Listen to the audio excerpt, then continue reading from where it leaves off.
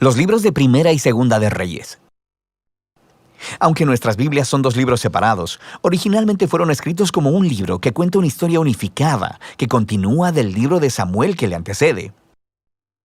Así que David ha unificado las tribus de Israel en un solo reino, y Dios prometió que de su linaje vendría un rey mesiánico que establecería el reino de Dios sobre las naciones y cumpliría las promesas hechas a Abraham. Entonces, el libro de Reyes cuenta la historia de la larga línea de reyes que vinieron después de David, y ninguno de ellos estuvo a la altura de la promesa. De hecho, ellos llevan a la nación de Israel a la ruina. El libro está diseñado para tener 5 movimientos principales. La historia comienza y termina enfocada en Jerusalén. Primero con el gobierno de Salomón y la construcción del templo, y luego, en esta última sección, termina con la destrucción de Jerusalén y el exilio de Israel a Babilonia. Y las 3 secciones centrales están compuestas por la historia que nos lleva a esa tragedia. Y explican cómo Israel se dividió en 2 reinos rivales, cómo Dios trató de prevenir la corrupción de Israel enviando a los profetas, y cómo el exilio se convirtió en la inevitable consecuencia del pecado de Israel. El libro inicia con 2 capítulos acerca del traspaso del reino del anciano David a su hijo Salomón. Y las últimas palabras de David a Salomón son muy similares a aquellas de Moisés y Josué y Samuel al pueblo. Es un llamado a permanecer fieles a los mandamientos del pacto y a permanecer leales solo al Dios de Israel.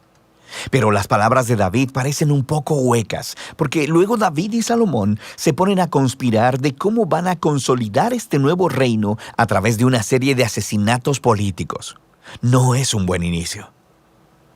El momento más brillante de Salomón es cuando le pide a Dios sabiduría para guiar a Israel, e incluso completa el sueño de David de hacer un templo para el Dios de Israel.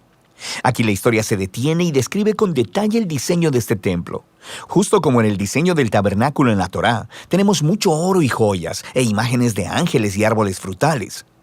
Todo este simbolismo hace eco del jardín del Edén. Es el lugar en donde el cielo y la tierra se encuentran, donde mora la presencia de Dios con su pueblo. Pero en cuanto Salomón termina el templo, toma una horrible decisión y el reino se desmorona. Él empieza a casarse con las hijas de otros reyes, cientos de ellas, para hacer alianzas políticas. Y luego, él adopta a los dioses de esas mujeres e introduce su adoración en Israel. Luego, Salomón acumula enormes cantidades de riquezas y organiza un ejército gigante. Incluso instituye el trabajo de esclavos para todos sus proyectos de construcción. Si miras en la Torá y revisas las reglas para los reyes de Israel en Deuteronomio 17, verás que Salomón está rompiendo cada una de ellas. Así que para el tiempo de su muerte, Salomón se parece más a Faraón, el rey de Egipto, que a su propio padre. La siguiente sección inicia con el hijo de Salomón, Roboán, actuando justo como su padre. Es una historia muy triste de ambición y hambre de poder. Él trata de subir los impuestos para el trabajo de los esclavos, y bajo el liderazgo de Jeroboam, las tribus del norte rechazan esto, se rebelan y se separan para formar su propio reino rival. Y ahora en la historia tienes al reino del sur, Judá, centrado en Jerusalén con reyes del linaje de David. Y ahora también este nuevo reino del norte llamado Israel, cuya capital eventualmente será Samaria. Además, Jeroboam construye 2 templos para competir con el templo de Salomón en el sur. Pone en cada uno un becerro de oro para representar al Dios de Israel. La conexión con Éxodo 32 y el becerro de oro es bastante explícita. A partir de este punto, la historia va de un lado para otro, de norte a sur, trazando el destino de ambos reinos. Cada reino tuvo alrededor de 20 reyes consecutivos, y conforme se nos presenta cada rey, el autor evalúa su reinado según algunos criterios. ¿Adoraban solo al Dios de Israel o promovían la adoración a otros dioses? ¿Lidiaron con la idolatría entre el pueblo y permanecieron fieles al pacto como David o se volvieron corruptos e injustos? Y de acuerdo a estos criterios, el autor no encuentra reyes buenos en el reino del norte. 0 de 20. Y luego, en el reino del sur, Judá, solo 8 de 20 obtienen una calificación positiva, lo que se conecta con otro gran propósito del libro, que es introducir el rol de los profetas, figuras clave en la historia de Israel. En la Biblia, los profetas no eran adivinos, sino que hablaban en nombre del Dios de Israel y desempeñaban el rol de guardianes del pacto, lo cual significa que condenaban la idolatría y la injusticia tanto de los reyes como del pueblo. Ellos le recordaban constantemente a Israel de su llamado de ser luz a las naciones, de que debían obedecer los mandamientos de la Torá. Así que los profetas retaban a Israel a que se arrepientan y que confíen en su Dios. En estas secciones centrales, para cada rey, Dios levanta profetas para pedirles cuentas. Los profetas más prominentes son los del norte. Elías y su discípulo Eliseo están justo ahí en el centro del libro. Elías era un profeta rústico, viviendo en el desierto, y su archienemigo era el rey del norte, Acab, y su esposa cananea Jezabel. Juntos habían instituido en Israel la adoración al dios cananeo, Baal.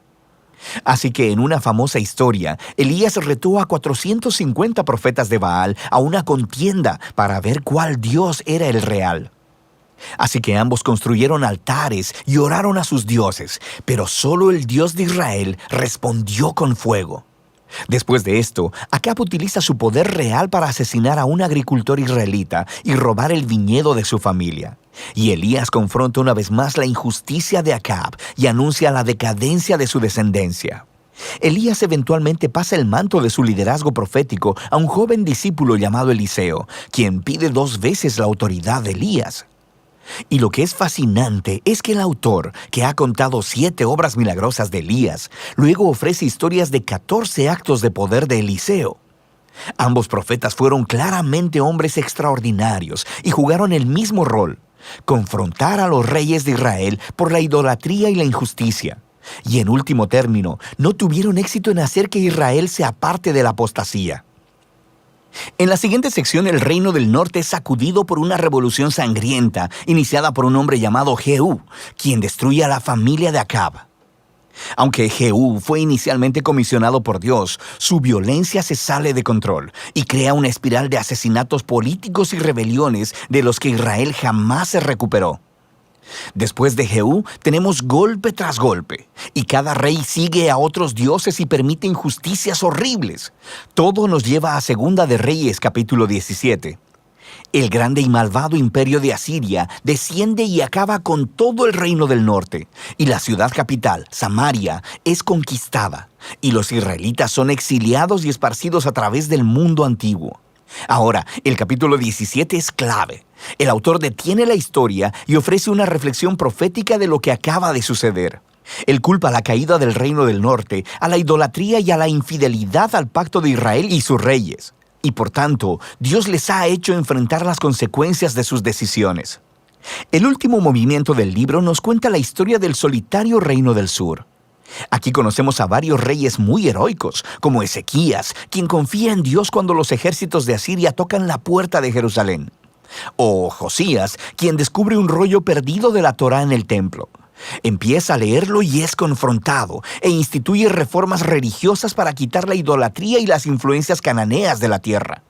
Pero Judá ya está demasiado arruinado.